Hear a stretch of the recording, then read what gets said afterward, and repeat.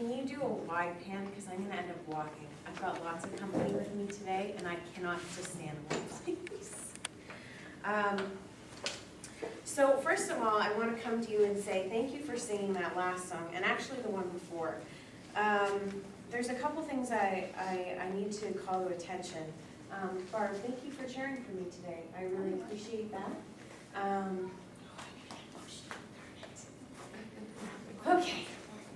I don't know if you guys know this or not, but our foundation is completely run by volunteers. Everyone from the top brass sitting in the back corner to the chairperson to whoever else, okay? So these three ladies in front of me on this side are all on the board of directors. They spend a lot of time and effort pushing us, moving us forward. These two ladies over here volunteer their time on a very weekly basis for I don't want to say how many years, to help people grow and move forward. Okay, so it's so important that we volunteer our time. With that being said, I was told a long time ago when I started doing lectures that if you bring forward your own personal experiences, people can relate better. So, thank you, Sharon, for that, because that was your information. I'd like you to take one of these and hang on to it for the next little while. Take one, pass it around. And the reason why I'm asking you to do this is because it's come to my attention that there's a bit of a spiritual pandemic going on. And I'd like to do something about it. And I'm going to ask you to help me. And you're going to go, oh man, here she is on her soapbox again. Okay, so let's talk about what's going on. It's not many, but a couple. Okay. So for those of you that don't know, I've been working Ribfest this past couple days in a psychic tent, trying to help spread the word of spiritualism, and take my family on vacation. There's a little bonus in there for me. But what's happening is I'm realizing that a lot of people have a lot of questions, okay? A lot of people have a lot of unanswered questions. And I feel bad for them because that's not cool, right? It's nice to have the want and need, but if you're not having it fulfilled, if you're not getting the information that you need, that's not really a great place to be in. It's kind of a dark place. So, as I'm standing there talking to different people about what I do, who I am, who I'm with, I realize that there's a lot of misconception about what we do and who we are. And I know I've done a lecture before about, let's be a card-carrying member of spiritualism. Right? I've done it before, but it's becoming more and more apparent to me because what we do is encompass every religion. We don't ask you to believe in one specific thing. We ask you to find what's true to you, okay? We don't browbeat you. We don't, there's a lot of things that we don't do, but what we do is we try to lift you up, okay? Because a lot of the times, by the time someone gets to this place, they're in such a dark space in their life, they're almost hopeless. And I've seen a lot of that this weekend, so yeah, I'm trying not to take it on. And that can be tough. That can be tough too. Anyway, I need to get to this point here. Okay. So, in the pamphlet, the orange pamphlet that you got, on the inside under our pastor's message, in there it says, our purpose is to assist you with your own spiritual development. That's heavy. And to allow you to determine what spiritual beliefs, concepts, or ideas ring true to you. That's pretty heavy. And that's where it comes into non-judgment. I was on Mom's show on Thursday, it was, and we were talking about not judging others, which is so very important. And honestly, I struggle with that on a regular basis. I really do. I'm human. I'm having a human experience. But when we don't judge others, it's interesting the doors that start to open up for us, okay? this past few days, I had this, I would say she's between 15 and 17, this young girl come up to me and she said, "Isn't what you do satanic?" And I went, "Okay, no." And she goes, "Well, Jesus wouldn't be proud of you." And I went, "Honey, you got a lot of learning to do." I said, "Here's this pamphlet." I said, "I want you to take it home. I want you to read it. I want you to get on the internet, go on the website and read it. And when you're ready, when you want your questions really answered without judgment, I want you to email the president of that foundation." And she goes, "The president?" I said, "Yeah, you're talking to her." And she goes, "Okay, but I still think it's satanic." And I went, "Well, who gave you that belief system? Because you didn't come on that on your own." "Well, I go to church." I said, "Oh, good for you. That's great. I'm sure your church does lots of things to help you move forward." "Yeah." I said, "Okay, well, when you're ready and when you want to know more, come and find me. I'll be willing to talk to you. I'm not going to give you a hard time about what you believe. Who am I to tell you what to believe? But I can tell you one thing. I do exactly what Jesus did." "There's no way. Jesus didn't do that." I said, "Reread the Bible and take your personal point of view out of it. You'll see what I'm talking about." "Okay, whatever." Right? Like, okay, so she's 17. She's 17. It's okay. I remember what it was like when I was 17. I'm sure some of you guys do. But that's where she was at, right? So I have to go with it as I'm not going to judge you. I just want to encourage you to figure out what you want to do for yourself, right? You get it? Okay, so that was one experience. The other experience that's been really interesting this weekend is we're not alone at the Rib Fest. There is another psychic, clairvoyant, healing reader. I'm not going to bash her. She's doing what she's going to do. But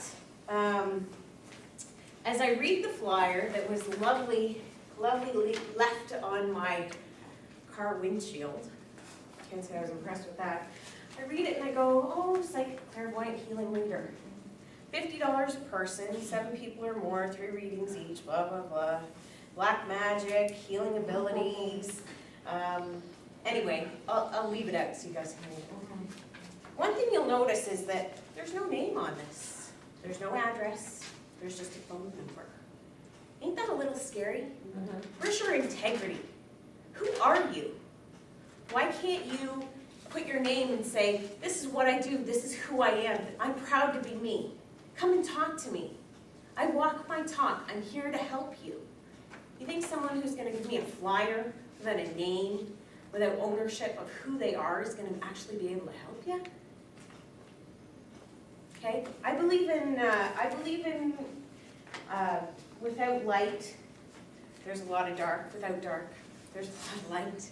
Okay, but you need the contrast. Okay, and that's essentially what we're up against. You know, and like I said, I'm not going to bash her. I just why can't she walk her talk? What's the problem there? You know, what's the problem? If you can't be true to who you are, why are you doing it? You're obviously doing it for the wrong reasons. So, with that being said, I want to talk to you guys a little bit about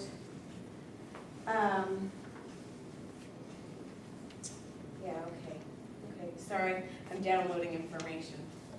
I want to talk to you guys a little bit about why we do what we do, right? Because we're all here having this human experience. And I find myself that I always feel better when I'm helping other people. And I end up doing a lot of work, pro bono as they say, which I'm actually proud to do. I enjoy doing it. And as long as I know I can help one person move forward, it's good for me. Because really, when it comes right down to it, everything we do is about helping ourselves anyway. You know, if you look at the whole ego, spirit thing, anyway. You guys know what I'm talking about? Thank you. Thank you. Okay, so, yeah, so we're not really widely known, and I'm not really sure why we're not standing up on our soapbox. I don't think there's as much skepticism out there as there used to be. I think that people are becoming more and more open, and actually they need the help. They need the answers. They need to be encouraged to say, hey, look for something more, because there is something more out there for you. I remember, and I'm sure you guys have heard this, well, some of it before. When I first was going to get married, you have to go to City Hall and get your, what is it called? License. Thank you, license. And as I'm standing there talking to the lady, filling out the form with my husband, well, fiance at the time, I hand it in and she goes, oh, you have to change this, and hands me a new form. I said, oh, what did I do wrong? And she says to me, well, you put spiritualism in as your religion. That's not a real religion. And I went, pardon me? And she said, well, that's not a real religion. I said, honey, not only is it a real religion, we ordain our own ministers. And she went, no. And I went, yeah. I said, wait a minute. And I walked over to the little stand they have, because they have this stand and it has this page on it that has all the different ministers in the area that can perform marriages. I said, see this last one right here? That's my mother. She's an ordained minister in the spiritualist religion. And she went, oh. And at that point I was a little peeled, right? Because I'm still working, like I said, having a human experience, still working on my own stuff. And I just went, okay? And she goes, okay. I said, go and look at this website, blah, blah, blah, go and figure it out. Okay, but the thing that scared me the most was, how many times has she said that to somebody? Right? How many times has she said, oh, that's not a real religion? And technically she's right, because it's not a religion. It's a philosophy and it's a science as well. It's a way of living. So anyway, that was a pretty heavy-duty lesson for me. So I'm going to ask that you take your flyer. You're not going to like me. I'm going to ask that you walk up to somebody at some point over the next couple days and say, hey, this is where I go. Want to come with me? Want to come and see what it's like? Because there's so many people out there looking for answers. And it doesn't have to be someone you don't completely know, although if you would like to do some of that work, you're more than welcome to come to RipFest with me. I could use the help. But it could be your best friend, it could be whoever, and just say, look, I want you to have a look at this, because I know you're seeking as many answers as I am, and there's other people like you. Make sense? Think you guys can do it? Please? Okay. Is there anything else that I wanted to talk to you guys about? Oh, this is a really, really key part, and I can't believe I almost forgot it. Okay, so when you unfold your little pamphlet there, before you actually completely unfold it, it's this first page here when you open it up. And it's the second paragraph down, and I want to read it because it's so very important. And if you can keep this in mind when you're talking to other people, you'll be fine. Our organization does not state that you must believe in our principles, or in anything that we teach for that matter.